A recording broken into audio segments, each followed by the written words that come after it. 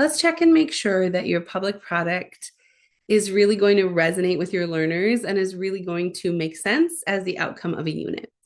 Here are 3 questions that you're going to ask yourself. You're going to write out the answer. So even though you're talking to yourself at this point, you're going to write out the answer to see if your answer makes sense and is convincing. And you're going to be able to identify some roadblocks, maybe some needed changes through this reflective process.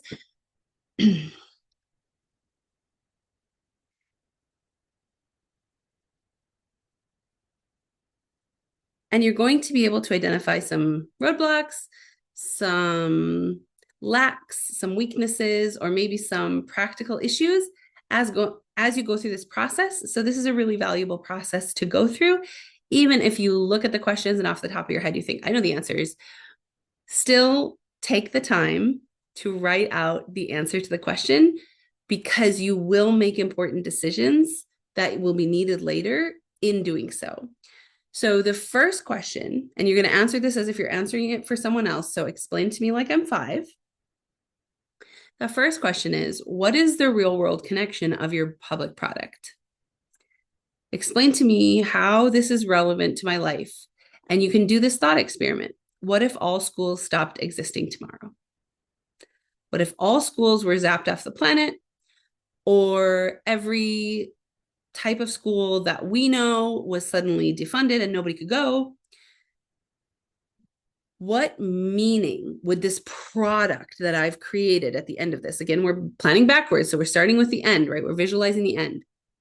What meaning would this product have in my life? Why would I be so glad that I made or did or performed this? What's the connection? How is this real? If this is something that I am just doing for school, it's just something that we do to get a grade, it's a normal part of school, then it is self-referential to school. If there are students in your class, and I'm pretty confident that there will be some who don't really love school, don't really resonate with school, aren't really feeling like school is the most meaningful experience for them, a difficult answer to this question, or difficulty explaining it without any reference to school, is going to be the reason that they disengage from this content. They're going to say that this isn't meaningful to them. So what is the real world meaning of a product like this? Why would I create a product like this if school did not exist? Take the time to actually articulate it. It will help you in your planning further down. The second question is, how will collaboration be structured? Now, in the Prepared Alive units that we deliver, there are a couple of carefully sequenced units where learners create an independent product. This is because those are novice learners who have such limited language skills that any level of collaboration actually doubles the complexity of the project. And so they are actually completing a few products to be ready to do group work.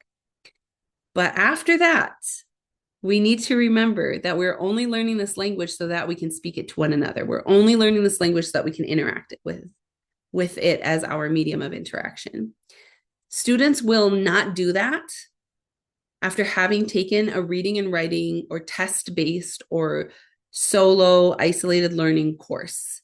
If they do not practice interacting and solving problems together in the language while they are with you, then you should understand that that will not happen out in the real world either. We teach people to do things by having them do things and helping them do it.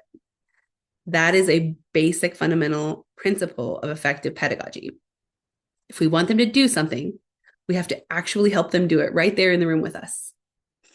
And so collaboration, which means having conversations, interacting with others, making decisions together, discussing problems, has to be a part of the curriculum that you develop. So what will be the structure?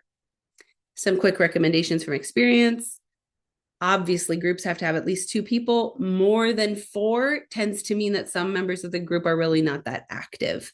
So I would recommend sticking in that neighborhood. I know that's narrow, but from experience, we find that once you go to 5 or more members in a group, you're past the point, especially for novice and intermediate language learners, where they are really meaningfully contributing to every decision and every aspect of the project.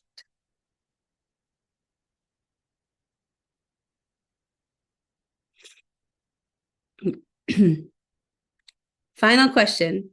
What will students control? You should be able to produce a list of multiple different types of aspects of this project that are up to the students to decide. If you have only one choice that you can list in here, or even worse, none, your project is too teacher-centered. It is too rote. It is too controlled by you, and you need to open it up. There have to be at absolute least 4 or 5 meaningful choices that students get to make throughout this project, or it will not feel like it's theirs. It will not feel like it's coming from them. And please remember that the more that you impose on students what things are supposed to be and how they're supposed to look at the end, the less interesting it will be. The less you will learn, the less they will develop their own thinking skills. Everyone loses when you over control the learners.